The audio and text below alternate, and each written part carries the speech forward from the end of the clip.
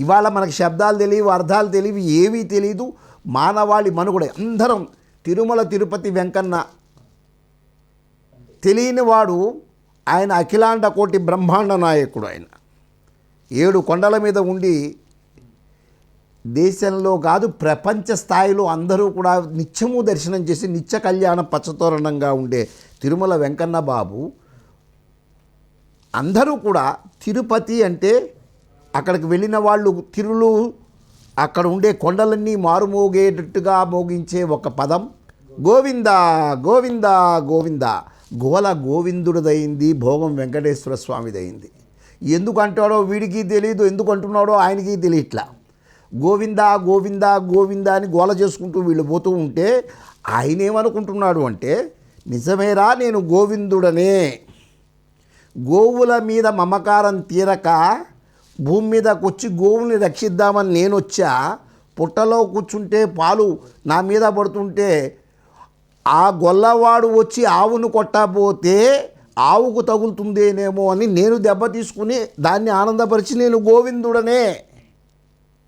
దానిలో నాకు ఎటువంటి సందేహం నాకు కూడా లేదు. మీరు అంటున్నాగా నేను చేసింది అదే కదా. అందుకని నేను మీ అందరికీ కలియుగంలో గోసేవ చేయండి రా అని చెప్పడానికి పైకి వచ్చా, వాటిని హింసించకండి రా అని చెప్పడానికి పైకి వచ్చా. సరే మీరు అందరూ నా దగ్గరికి వస్తున్నప్పుడల్లా గోవిందా గోవిందా అంటున్నారు, నాకు అర్థమవుతుంది. కానీ జుట్టు పెంచుతున్నారు కానీ బుద్ధి పెంచట్లేదురా మీరు. గోవిందము అంటే గోవుల్ని సంతోషపెట్టడము అని చెప్పి ఆయన ఏం చేస్తున్నాడు, ఈ గుండు గొరిగిచ్చి పనిష్మెంట్ ఇవ్వాలని గుండు గురిగించి పిల్లాడు ఏడుస్తాడేమో లడ్డూ చేతిలో పెట్టి ఇంటికి పంపిస్తున్నాడు. మనకి బుర్ర పెరగట్లా, బొచ్చు పెరుగుతోంది. ఏమండి ఎక్కడికి వెళ్ళారంటే మొన్నేనండి వెళ్ళి గుండు చేయించుకొచ్చా. గుండు చేయించాం, బొచ్చు ఊరికే పెరుగుతుంది కాబట్టి చేయించుకొస్తున్నావు, బుర్ర పెంచుకో. గోవిందం చేయి, గోసేవ చేస్తే గోవింద సేవ చేసిన వాడు అవుతావు. కాబట్టి గోవుల్ని రక్షించడం కాపాడటం అనేది మన పురాణాల్లోనూ వాటిలోనూ మనకు చూపించినా చెప్పినా చేసినా ఇంకా మానవాళికి అర్థం కావట్లేదు. అంటే ఈ దౌర్భాగ్య స్థితి నుంచి ఏ భాషలో చెప్తే అర్థమవుతుందో తెలియదు. ఇవాళ సెల్ దగ్గర పెట్టుకుంటున్నాం, తలదించుకుని బతుకు. ఎందుకంటే దానిలో వాట్సప్, వాట్నెస్టు, ఈ ఫేస్బుక్లు, కనపడిన ఫేసులు, కనపడిన మీడియా అంతా ప్రపంచం అంతా చిన్నదానిలో పెట్టుకుని ఇది పాము లాంటిది, ఎప్పుడు కాటేస్తుందో తెలియదు. దీనిలో వచ్చే ఎలక్ట్రోమాగ్నెటిక్ వేవ్స్, దీంతో ఇలాంటి దానికి కూడా శంకర విద్యాభారతి గో సంరక్షణ charitable trust anti radiation chips తయారు చేసింది. దీనికి ఇవి కనుక అతికిస్తే ఈ ఎలక్ట్రోమాగ్నెటిక్ వేవ్స్తో ఆరోగ్యం బాగుండాలి. ఆరోగ్యమే మహాభాగ్యం. ఆరోగ్యం లేకపోతే ఆసుపత్రుల పాలైతే ఎన్ని ఆస్తులు ఉన్నా నిన్ను కాపాడేవాడు ఉండడు. కాబట్టి ఆరోగ్యానికి ఆహారం ముఖ్యం, ఆహారానికి భూమి ముఖ్యం, భూమికి సారవంతం ముఖ్యం, ఆ సారానికి గోమాత ముఖ్యం. కాబట్టి ఇవాళ చెట్టు బాగుంది, పూలు బాగున్నాయి, కాయలు బాగున్నాయి, తింటున్నాను అంటున్నావు. తల్లి వేరు బాగుంటే చెట్టు బాగుంటుంది. తల్లి వేరు ఎప్పుడైతే నాశనం అవుతుందో చెట్టు ఆటోమేటిక్గా పడిపోయి కాయ ఉండదు, పువ్వు ఉండదు, నీకు రక్షణ ఉండదు, నీడ ఉండదు. కాబట్టి గోవుని కాపాడుకోవటం మానవ ధర్మము. చచ్చిపోయిన తర్వాత దానం ఇవ్వటం గొప్ప కాదురా, బతికున్నప్పుడు సేవ చేయటం గొప్ప. ఉన్నప్పుడు దండం పెట్టడు, పోయిన తర్వాత పిండం పెడతారనే కొడుకులు ఉన్న ఈ సమాజంలో, వృద్ధాశ్రమాలకు పంపిస్తున్న ఈ సమాజంలో రేపొద్దున నీ కొడుకు నిన్ను చేయడానికి గ్యారంటీ ఏమి? కాబట్టి మానవత్వాన్ని కలిగి ఉండటమే మనిషి యొక్క లక్షణం.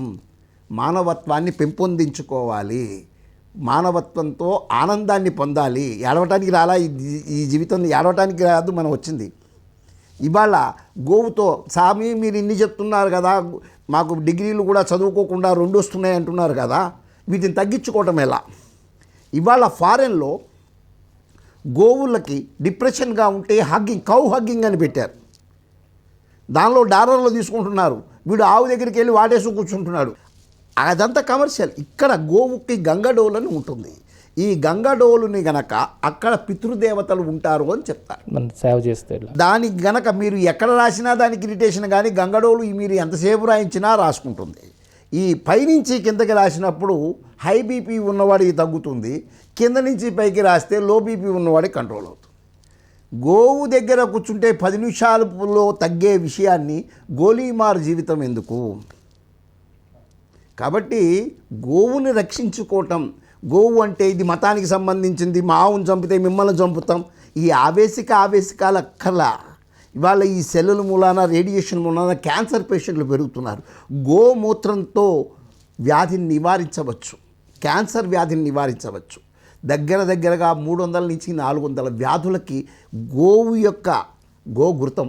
అసలు దేవతలు సంతోషపడాలి అంటేనే యజ్ఞయాగాదుల్లో ఆవు నెయ్యి లేకపోతే ఏం పోస్తావు? ఇవాళ జెర్సీది పోసి నేను ఎంత చేసినా రాజశ్యామల యాగం చేశానండి, సీఎంని కాలేకపోయానంటే నువ్వు పోసింది రాంగ్ అడ్రస్ వేస్తే ఎక్కడికో వెళ్ళింది, అది ఇంకో రకంగా చుట్టుకుంది నిన్ను. యస్మాత్ శాస్త్రం ప్రమాణంతే కార్యకార్య వ్యవస్థితం. ఏదైనా చెయ్యాలి అంటే శాస్త్రం ఏం చెప్పిందో శాస్త్రబద్ధంగా చేస్తే ఆనందాన్ని పొందుతావు. కాబట్టి అసలు మీరే అడగచ్చు, ఏమండి ఎప్పుడు ధర్మం అంటారు, గోవు ధర్మం ఎలా అవుతుందండి అని. దానికి ఏకైక గౌ శాస్త్రం ఏం చెప్పింది అంటే, ఒక్క గోవు ఒకటే దూడ పెడుతుంది. సింహం 3 పిల్లలు పెడుతుంది. వ్యాఘ్ర పులి 5 పిల్లలు పెడుతుంది. అంటే ఒక సంవత్సరానికి ఒక్క ఆవు పెట్టేది ఇదైతే, 3 పెట్టేది సింహం అయితే, 5 పెట్టేది పులి అయితే ఏ సంతానం ఎక్కువ ఉండాలి భూమి మీద? పులులు ఎక్కువ ఉండాలి కదా. అధర్మ నష్ట సంతానం ధర్మ సంతాన వర్ధన అన్నాడు. అంటే ఇదంతా అధర్మం. అంటే తల్లి ఆకలేస్తే ఏది దొరకకపోతే పిల్లని తినేస్తుంది. ఇది అధర్మం. ఆవు పుట్టంగానే దాని యొక్క మడ్డి మైలం అంతా కూడా నాలికతో స్వచ్ఛంగా తల్లి నాలికతో చేసి ఒక్కసారి తన యొక్క పాలని అది చీకిన తర్వాత వాసన చూస్తే 1,00,000 గోవుల్లో ఈ దూడను వదిలినా కూడా తన తల్లి ఎక్కడుందో తెలుసుకుని పరిగెత్తగలిగి అదే తల్లి దగ్గరకు వచ్చి పాలు తాగగలిగేది గోమాత. అదే బర్రె పిల్ల పుడుతుంది, అది లేవటానికే భూమాతకు భారం. అది లేచేటప్పటికే 7 రోజులు పడుతుంది. 7 రోజులు పూర్తిగా నడక వచ్చేటప్పటికి ఇది భూమి మీద పడిన దగ్గర నుంచే లేచి నుంచి ఉంటుంది. భూమాతకు ఆనందం, అమ్మ నన్ను రక్షించడానికి ఓ తల్లి నా దగ్గరకు వచ్చిందని ఆనందపడుతుంది. దీన్ని చూసేటప్పటికి ఇది పడుకుంటే ఇంకో 4 రోజులు పడుకుంటే బాగానే ఉంటుందిలే అని. ఎందుకంటే ఇది నరకం కదా, దీని పాలు నరకం, దీని వెన్న నరకం, దీన్ని మనం తినేది నరకం. ఇవాళ కూడా మనం కూడా తినేది కింద కూర్చుని తినకుండా బఫే సిస్టమ్ అంటున్నాం దాన్ని. మనం కూడా గేదెలకు మళ్ళీ నుంచుని తినేసేటాలు. ఏది చెయ్యాలి, ఏది ఆరోగ్యము, ఏది ఇది మనకి ఆ జ్ఞానం కూడా లేకపోవటం, ఆ జ్ఞానంగా బతికించేందుకు చెప్పేవాళ్ళు చెప్పినా వినేవాళ్ళు లేకపోవటం. ఇందు మూలాన గోరక్షణ అనేది మానవుడి యొక్క ప్రథమ కర్తవ్యం. గుళ్ళల్లో కూడా గోవులు ఉండాలి. ఇవాళ చాలా గుళ్ళల్లో ఉన్నవన్నీ కూడా జెర్సీలే. ఎందుకంటే వాళ్ళు ఇప్పుడు దేవాదాయ ధర్మాదాయ శాఖ వాళ్ళు కూడా టైటిల్ చాలా చక్కగా పెట్టుకున్నారు. దైవం మీకు, ఆదాయం మాకు. దేవాదాయ కదా, దైవం మీకు, ఆదాయం మాకు, ధర్మం మీకు, ఆదాయం మాకు. అంటే మీరు మొత్తం అంతా ఆదాయం మాకు ఇచ్చి మీరు సంగనాకి పోండిరా అని చెప్పి దేవాదాయ ధర్మాదాయ శాఖ అని చెప్పి ఒక శాఖను పెట్టారు. దీనిలో గుళ్ళు ఉంటాయి. ఈ గుళ్ళల్లో ఉండేవన్నీ కూడా జెర్సీ ఆవులు. అంటే ధర్మాన్ని రక్షించేందుకు పెట్టుకున్న వ్యవస్థలే ధర్మాన్ని రక్షించలేకపోతున్నాయి. ఇంతమంది పీఠాధిపతులు ఉన్నారు. గోవు లేని గురువు సమాజానికి బరువు. గోవు లేకుండా గురువులు పాదపూజలు కాదు, గోపూజలు జరగాలి. గోవును పూజించమంటల్లా గోవుని పోషించండి, తల్లిదండ్రులని పోషించండి, గోవుల్ని పోషించండి. గురువులు అని చెప్పుకుంటాడు, వాడి దగ్గర గోవు ఉండదు. ఉన్నా కూడా జెర్సీలు ఎక్కువ పాలిస్తున్నాయి, భక్తులు ఎక్కువ మంది వస్తున్నారు కదా అంటాడు. ఏది గోవో ఏది గోవు కాదో తెలియని గురువులు ఈ భారతావనంలో ఉండటం మూలాన